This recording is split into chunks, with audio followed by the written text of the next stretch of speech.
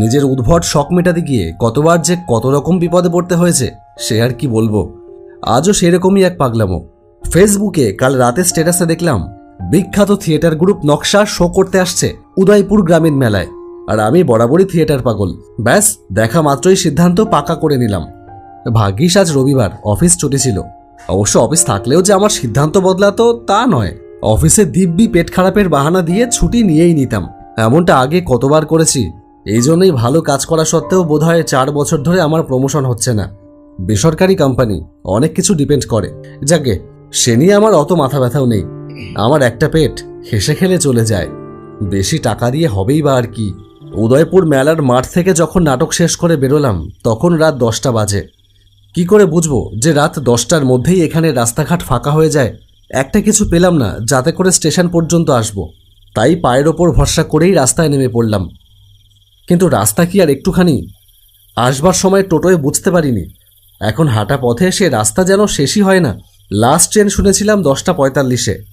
তার মধ্যে যদি স্টেশনে পৌঁছাতে না পারি তাহলেই হয়েছে। তাই হাঁটার গতি আরও খানিকটা বাড়িয়ে দিলাম। তাতে কাজ হলো বটে। 10টা 25-এর মধ্যে স্টেশনে চলে তো এলাম, কিন্তু এসে শুনলাম আর এক বিরক্তিকর কথা। ট্রেন লেট আছে 1 ঘন্টা, লাইনে কাজ চলছে। এইবার কি করব? ফাঁকা স্টেশনে এখন চুপ করে বসে থাকা ছাড়া আর কি বা করার আছে? ওদিকে স্টেশনে পার্কিংয়ে আমার বাইকটা রাখা রয়েছে। দেরি হলে সেটা পাবো কিনা কে জানে। স্টেশন থেকে আবার আমার বাড়ি বাইকেই 20 মিনিট লাগে। 10:30টার ট্রেন যদি 11:30টায় আসে তাহলে আমার স্টেশনে পৌঁছাতে পৌঁছাতে রাত 12:30 বেজে যাবে। অত রাতে পার্কিং খোলা থাকবে না, আর অত রাতে রাস্তায় কোনো টোটোও পাবো না। তার মানে হেঁটেই বাড়ি যেতে হবে। কপালে আজকে দুর্ভোগী লেখা ছিল। না, বয়স বাড়ছে, এবার থেকে আমার এই পাগলামোর লাগাম টানতে হবে। কিশোর বয়সের রোমাঞ্চ কিশোর বয়সেই মানায়। একসময় তো কত রাত ওই রকম হেঁটে বাড়ি ফিরেছি, কিচ্ছু মনে হয়নি। কিন্তু এখন আর সে কথা ভাবতেও পারি না। যেমন এই স্টেশনের নির্জনতা। আগে একটা সময় ভীষণ ভালো লাগতো, বেশ একটা সাসপেন্স, একটা থ্রিলিং ফিলিং হতো। কিন্তু এখন আর তা মনে হয় না। এখন মনে হয় কিছু মানুষ থাকলেই বুঝি ভালো লাগতো। মানুষের সাথে কথা বলা, মানুষের মধ্যে থাকতেই এখন বেশি ভালো লাগে। হঠাৎ দূরে একটা বসবার জায়গায় একজন লোকের দিকে চোখ পড়ল। ফাঁকা স্টেশনে ওই একমাত্র যাত্রী। না, ওকে দেখে ঠিক যাত্রী বলেও মনে হচ্ছে না। কিছু মানুষ স্টেশনে থাকে, এই প্ল্যাটফর্ম চত্বরই তাদের ঘরবাড়ি। ওকে দেখেও ঠিক যেন তেমনই মনে হলো। শান্ত, চুপচাপ বসে আছে। তার পাশে একটা লম্বা কাঠের বাক্স। এই রকম বাক্স নিয়ে সাধারণত কোনো প্যাসেঞ্জারকে দেখা যায় না, বা কোনো স্টেশনবাসীর কাছেও এই রকম একটা কাঠের বাক্স থাকার কথা না। ওই বাক্সটা যেন বিশেষ কায়দায় বানানো। আমার বেশ কৌতূহল হলো। ভাবলাম একবার যাই লোকটার কাছে, গিয়ে একটু কথা বলি। আবার ভাবলাম থাক না, কি দরকার? দরকার কিছুই ছিল না, শুধুই নেহাত কৌতূহল। আর সেটাকেই দমাতে পারলাম না। কৌতূহলবশত সেই দিকে পা বাড়িয়ে দিলাম। লোকটার পাশে গিয়ে বসে পড়লাম। কি দিয়ে কথা শুরু করা যায়? আপনিও কি 11:30 ট্রেনটাই ধরবেন? লোকটা আমার দিকে ঘুরে তাকালো, তারপর বলল, না না, আমি কোনো ট্রেনের জন্য বসে নেই, আমি তো এমনিই বসে আছি। আমি একটু অবাকই হলাম। তাহলে কি লোকটা পাগল আসলে? কথার ধরন শুনে তো অন্তত সেটাই মনে হচ্ছে। বেকার বেকার কোনো সুস্থ মস্তিষ্কের লোক এই রাতের বেলা একটা মস্ত বড় কাঠের বাক্স নিয়ে এই ফাঁকা প্ল্যাটফর্মে বসে থাকতে যাবে কেন? লোকটা বোধহয় আমার মনের ভাব বুঝল, একটু হেসে বলল, কি ভাবছেন আমি পাগল? হ্যাঁ, তা তো ভাবতেই পারেন, সবাই তো তাই ভাবে। ওই কাঠের বাক্সটা কি আপনার? হ্যাঁ, কেন? না, এমনি এমনি জিজ্ঞেস করলাম, কি আছে ওতে? ওতে আমার একটা দামি জিনিস আছে, অনেক দামি জিনিস। তা অত দামি জিনিস নিয়ে এই রাতের বেলায় শুধু শুধু প্ল্যাটফর্মে বসে আছেন কেন? আপনার ভয় করছে না? কিসের ভয়? কাকে আর ভয় করব? লোকটার কথা অন্যরকম হতে পারে, কিন্তু পাগলের প্রলাপ নয়। সে যা বলছে তা নেহাত পাত্তা না দিয়ে উড়িয়ে দেওয়া যায় না। তার কথা শেষ হবার পর প্রশ্ন করতেই হয়। আপনার কথা আমি কিছু বুঝতে পারলাম না। আপনার বাড়ি কোথায়? আমার বাড়ি এই পাশের ঝুপড়িপট্টিতে। আচ্ছা, তা কি এমন দামি জিনিস আছে ওই বাক্সতে? জানি আপনি এমনি এমনি এখানে বসে আছেন। আসলে একেবারে এমনি এমনি বসে নেই, বসে আছি তার অবশ্য একটা কারণও আছে। আমার একটা গল্প আছে, সেটা আমি কাউকে শোনাতে চাই, কিন্তু কোনো মানুষকেই সে গল্প শোনাতে পারছি না। রোজই আসি, বসে থাকি, ফের চলে যাই। আপনি যখন এসেছেন তখন আপনি নিশ্চয়ই শুনবেন আমার গল্পখানা। মাথায় কি খেয়াল চাপলো জানি না, বলেই বসলাম। হ্যাঁ শুনবো, আপনি বলুন। লোকটা বলতে শুরু করলো। আমার নাম সুখেন গড়াই। এই পাশের ঝুপড়িতে আমার বউ কমলাকে নিয়ে ছিল আমার সুখের সংসার। আসলে আমার বাড়ি ছিল মচলন্দপুরে। বিয়ের 5 বছর পরেও আমাদের কোনো সন্তান হলো না। তখন পাড়ার লোক, এমনকি আমার বাড়ির লোকেরা কমলাকে নানানভাবে কথা শোনাতে থাকতো। ওকে বাজা বলতো। অভাগিনী কাউকে কিচ্ছু বলতো না, আমার কাছেও নালিশ করতো না কারোর নামে। শুধু বিছানায় মুখ গুজে ফুপিয়ে ফুপিয়ে কাঁদতো। আমি দেখেছিলাম তার সেই গোপন কান্না। একদিন ভাবলাম এটা নিয়ে বাড়িতে কথা বলবো। মা, তোমরা কমলাকে ওভাবে কথা শোনাও কেন? ও সন্তান জন্ম দিতে পারছে না, এটা কি ওর অপরাধ? ও বাবা, ছেলে এখন বউয়ের ছোল টানছে, দেখেছো? এই তো ছেলের হয়ে এসেছে গো। বাবা বাবা বাবা বাবা, ভালো ছেলে আমি গর্বে ধরেছি। ছেলে বউয়ের সাপোর্ট করছে। তাহলে শোন, তোর বউয়ের এই যে বাচ্চা হচ্ছে না, তার দোষটা কার? হ্যাঁ, সে দায় কার? বেশ করেছি, কথা শুনিয়েছি, আবার শোনাবো, রোজ রোজ কথা শোনাবো। তোর যদি ভালো না লাগে তাহলে বউ নিয়ে অন্য কোথাও চলে যাবি। এমনিতেই পাড়ার লোকে নানান কথা বলে। পৃথিবীর সবার কাছে মা মানে শান্তি। আমি বোধহয় একমাত্র হতভাগা যার কাছে মা, বাবা, পরিবার এসবের মানে আলাদা। এক অপ্রিয় অথচ বাস্তব সত্যি কথা, যা সবার শুনতে ভালো নাও লাগতে পারে, কিন্তু আমার ক্ষেত্রে সেটাই ঘটেছিল।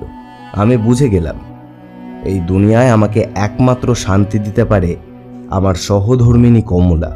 তাই সেদিন রাতেই সিদ্ধান্ত নিলাম, এ সংসার না তোমাকে চায় না আমাকে। এভাবে অবাঞ্ছিত হয়ে থাকার চেয়ে চলো কমলা, আমরা অন্য কোথাও চলে যাই। তারপর দিন নিজের বাড়ি, নিজের শহর ছেড়ে চলে এলাম এই ঝুপড়িতে। ভালো কোথাও ঘর ভাড়া নেওয়ার সামর্থ্য আমার ছিল না, কিন্তু এই ঝুপড়ির মানুষগুলো গরিব হলেও ওদের আন্তরিকতা দেখে আমরা মুগ্ধ হতে শুরু করলাম। গোটা ঝুপড়িটাই যেন একটা পরিবার, সবাই সবার বিপদে পাশে এসে দাঁড়ায়। আমি সারাদিন কাজে ব্যস্ত থাকি, কমলা সেখানকার মেয়ে বউদের সাথে মিলেমিশে বেশ থাকতো সারাদিন। কথায় বলে, তুমি যাও বঙ্গে, কপাল যায় সঙ্গে। ঈশ্বর কপালে সুখ লেখেনি আমাদের, তাই এই সুখের দিন থাকলো না বেশি দিন। কমলা মাঝে মাঝেই বলতো বুকে ব্যথা করছে। আমি তেমন একটা গুরুত্ব দিতাম না, ভাবতাম সাধারণ বুকে ব্যথা হবে হয়তো। কিন্তু সেদিন বুকের ব্যথাটা বাড়াবাড়ি পর্যায়ে চলে গেল। আমি ডাক্তারের কাছে নিয়ে গেলাম। ডাক্তার কিছু পরীক্ষা করতে দিল। সেগুলোর রিপোর্ট দেখে ডাক্তার বলল, আপনার ওয়াইফের হার্টে একটা ফুটো আছে, অপারেশন করাতে হবে। কত টাকা লাগবে ডাক্তারবাবু? তা 4.5 লাখ মতন ধরুন। আমার মাথায় যেন আকাশ ভেঙে পড়ল। আমি সারাদিন দিনমজুরের কাজ করি, এতগুলো টাকা আমি স্বপ্নেও কল্পনা করতে পারি না। কোথায় পাবো এতগুলো টাকা? ঝুপড়ির সবাই মিলে চাঁদা তুলে 5,000 টাকা মতো জোগাড় করলো, কিন্তু আমি হাল ছাড়লাম না। কমলাকে আমি সুস্থ করবই। আমি সারা দিন সারা রাত পরিশ্রম করতে থাকলাম। কমলা আমার কষ্ট বুঝতো। সে বারবারই বলতো, তুমি এত পাগলামি করো না, যা হয় দেখা যাবে। অতগুলো টাকা কি জোগাড় করা সম্ভব? আমি তার হাত দুটো ধরে বললাম, তুমি চিন্তা করো না, আমি তোমার কিচ্ছু হতে দেব না। আমি তোমাকে ভালো করবই, তুমি দেখো আমি ঠিক টাকা জোগাড় করে ফেলবো। সে আর কিচ্ছু বলল না, শুধু আমার মুখের দিকে তাকিয়ে রইল। পৃথিবীতে টাকা ছাড়া মানুষ যে কতটা অসহায় সেটা বোধহয় আমার চেয়ে ভালো আর কেউ জানে না। পরদিন কাজ থেকে রাতের বেলা বাড়ি ফিরে কমলাকে ঘরে দেখতে পেলাম না। রাত 11:30 বাজে। এত রাতে কমলার তো কোথাও বেরোনোর কথা না। আমার মাথা খারাপ হয়ে গেল। আমি পাগলের মতো ঝুপড়ির ভেতর খুঁজতে থাকলাম। কমলা, কমলা, কমলা! কিন্তু কোথাও তার সাড়া পেলাম না। ঝুপড়ির এক পরিচিত লোক স্টেশন থেকে বাড়ি ফিরছিল। সে আমাকে বলল, কি ব্যাপার সুখেন, তোমার বউকে দেখলাম রেল লাইন দিয়ে সোজা হেঁটে যেতে। আমি তখন ট্রেনে ছিলাম, ট্রেন স্টেশনে ঢোকবার আগেই দেখলাম রানাঘাট লাইন দিয়ে তোমার বউ হেঁটে যাচ্ছে। তুমি শিগগিরই যাও দেখি, রানাঘাটে ট্রেন ঢোকবার সময় হয়ে গেল। আমি তোমার বাড়িতেই যাচ্ছিলাম খবরটা দিতে, দেখা হয়ে গিয়ে ভালোই হলো। আমার গোটা পৃথিবীটা যেন থরথর করে কেঁপে উঠল। আমি এক মুহূর্ত সময় নষ্ট না করে ছুটে গেলাম স্টেশনের দিকে। রানাঘাট লাইন বরাবর গিয়ে দেখি অনেক দূরে লাইনের ওপর দিয়ে হেঁটে যাচ্ছে কমলা। কমলা, কমলা দাঁড়াও, কমলা! কমলা দাঁড়ালো না। আমার কথা শুনতে পেল কিনা কে জানে। আমি ছুটতে শুরু করলাম। কমলা! ওদিক থেকে ট্রেনের হলুদ আলো আর হর্নের তীব্র আওয়াজ শুনতে পেলাম। কমলা, সরে যাও! ও কাজ করো না কমলা! সরে যাও কমলা! আমাদের দুজনকে পিষে দিয়ে ট্রেনটা চলে গেল। আমাকে পাগল ভাববেন না। আমি যে পাগল নই তার প্রমাণ আপনি পাবেন, শীঘ্রই পাবেন। আমার গল্পটা ধৈর্য ধরে শেষ পর্যন্ত শুনুন, তাহলেই সবটা বুঝে যাবেন। জীবনে অনেক পাপ করেছি, তাই রেলে কাটা পড়ার পর আমার আত্মার মুক্তি হলো না। আমার আত্মা প্রেতাত্মায় পরিণত হলো। তাকিয়ে দেখলাম রেল লাইনের ওপর পড়ে আছে আমার নিথর মৃতদেহ, আর একটু দূরেই পড়ে আছে কমলার মৃতদেহ। কমলা ছিল বিশুদ্ধ আত্মা, তাই সে মুক্তি পেয়ে অমৃতের পথে যাত্রা করল। আমি দেখলাম কমলার শরীর থেকে একটা আলোর গোলক বেরিয়ে ধীরে ধীরে উপরে উঠছে, তারপর কালো আকাশের ভেতর অদৃশ্য হয়ে গেল। বেচারি জানতো যে আমি ওর অপারেশনের টাকা জোগাড় করতে পারবো না। সেই টাকা জোগাড়ের জন্য আমার পাগলের মতো পরিশ্রম, আমার অসহায়তা কমলা সহ্য করতে পারল না। তাই হয়তো ভেবেছিল সে চলে গিয়ে আমাকে মুক্তি দেবে, কিন্তু সে কি জানতো যে সে আমাকে মুক্তির বদলে চির অনন্তকালের জন্য প্রেতাত্মর নির্বাসন দিয়ে যাচ্ছে? না কমলা, আমি তোমাকে হারাতে পারবো না। তোমার প্রাণ আমি ধরে রাখতে পারলাম না ঠিকই, কিন্তু তোমার সোনার শরীর আমি আমার কাছে রেখে দেব। তারপর থেকে কমলা আমার কাছে রয়েছে, সব সময় আমার সঙ্গে। আপনি দেখবেন, দেখবেন আমার কমলাকে। দাঁড়ান, আপনাকে দেখাচ্ছি।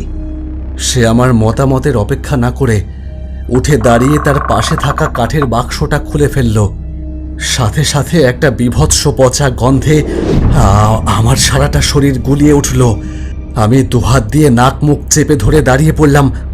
সেই খোলা বাক্সটার দিকে তাকাতেই দেখলাম একটা পচা গলা মহিলার মৃতদেহ। সে যে কি ভয়ানক তা ভাষায় প্রকাশ করা যায় না। আমাদের মতো মানুষের গল্প কেউ শুনতে চায় না দাদা, কিন্তু আমার জীবনের এই গল্পটা কাউকে না বলতে পারলে মুক্তি পাচ্ছিলাম না। তাই রোজ এই স্টেশনে এসে বসে থাকতাম আপনার মতো একজন শ্রোতা পাওয়ার আশায়। আজ বলতে পারলাম, তাই আর এই অভিশপ্ত জীবনের বীজ বয়ে বেড়াতে হবে না। এবার মুক্তি, এবার কমলার সাথে আমার মিলন হবে, মিলন হবে অমৃত লোকে। লোকটা, কাঠের বাক্সটা আর সেই পচা গলা মৃতদেহটা সব একসাথে কোথায় যেন মিলিয়ে গেল চোখের পলকে। ট্রেনের হুইসেল শোনা গেল দূরে। 11:30টার ট্রেন আসছে।